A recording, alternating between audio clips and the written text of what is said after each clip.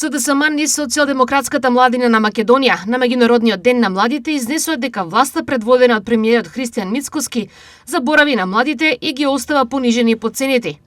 ВМРО ДПМН од друга страна реплицираа низ објавата на социјалните медиуми.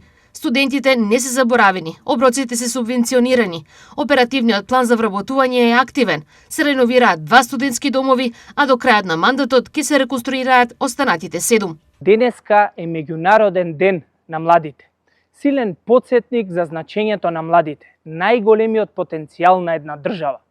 Тие се прогресивната сила, двигатели на развојот, носители на иднината.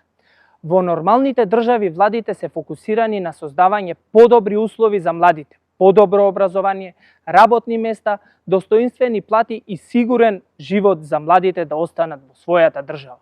За жал, со Мицковски младите во Македонија се тотално заборавени, понижени и потценети од криминалната власт.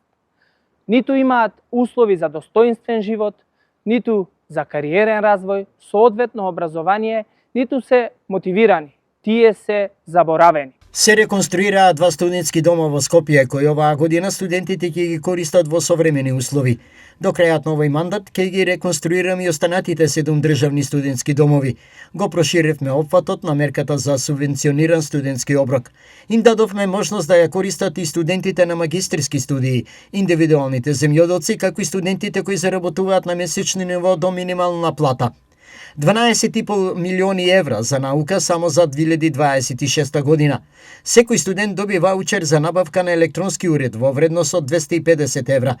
Ова право го искористија 45.000 студенти.